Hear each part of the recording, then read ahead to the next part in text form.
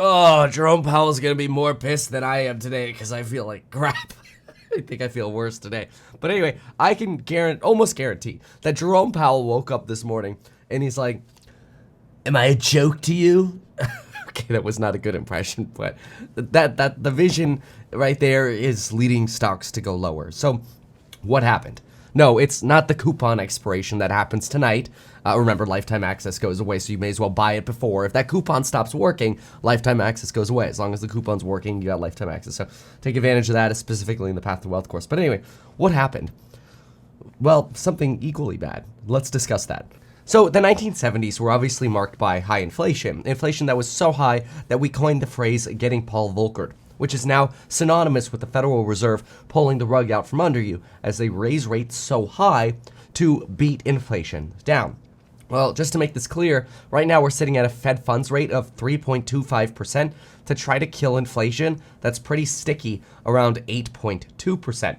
Well, in 1981, Paul Volcker raised the Fed funds rate to 21%, above the highest level of inflation, to prove that the Fed was serious about containing inflation. That obviously led to a nasty recession with unemployment rising all the way to 11%.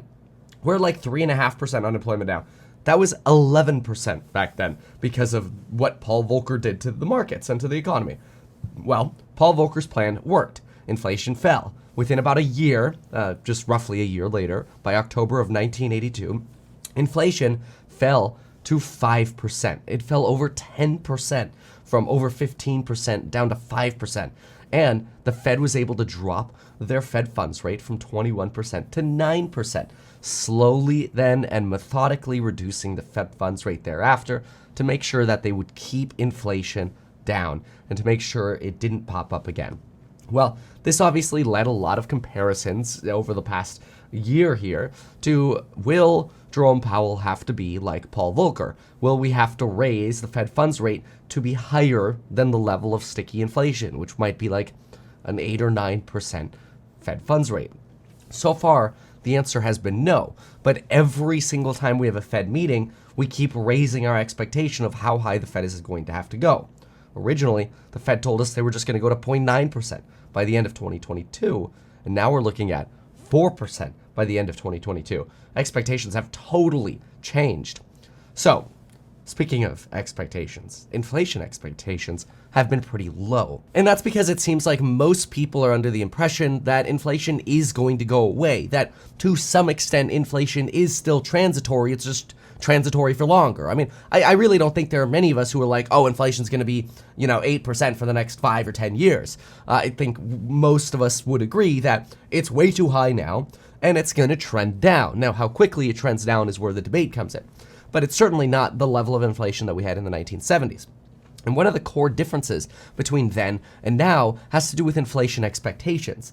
That is, back in the 70s, nobody actually thought that inflation was going to trend down in the longer term. If anything, they thought inflation was going to keep going up and that their money was going to become worthless because they just left the gold standard, and that leaving the gold standard was compounded not only by war, but it was also compounded by the elimination of price controls, which really let prices kind of take off. Anyway, the point is, the 70s had quite a few big differences, but the biggest one is that in the 1970s and early 80s, people thought inflation was going to keep rising.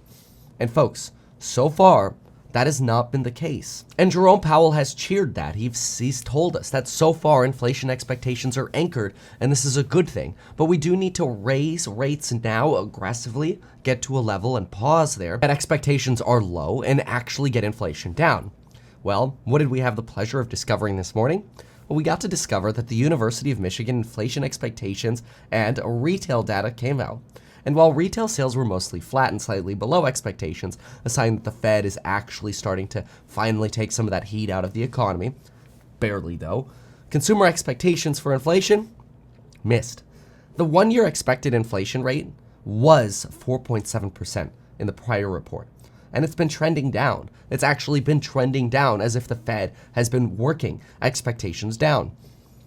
Well, today, economists projected a 4.6% result, and we actually got a one-year inflation expectation of 5.1%.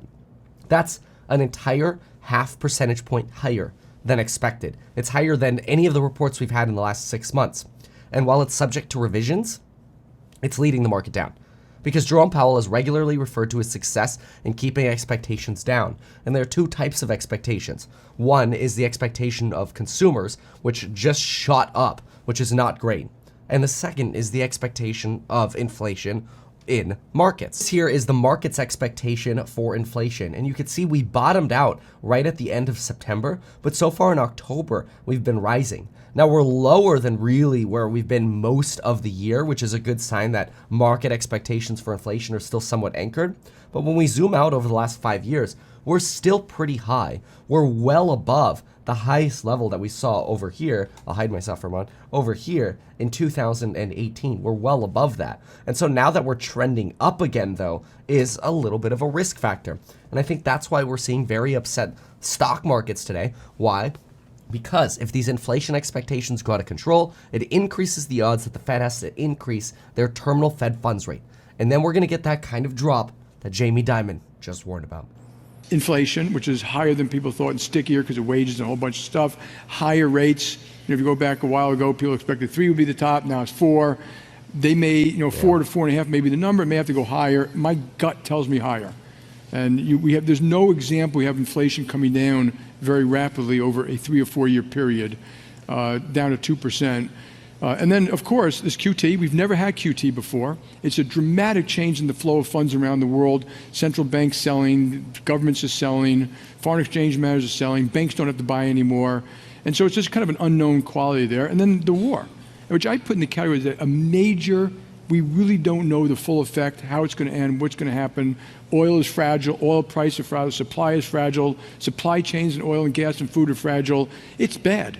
So I look at that as those things are huge turbulence, which are kind of right in front of us or in the middle of it today. And that could easily cause a recession. My comment about the stock market was, I don't know if it could be a soft landing. I don't think so, but it might.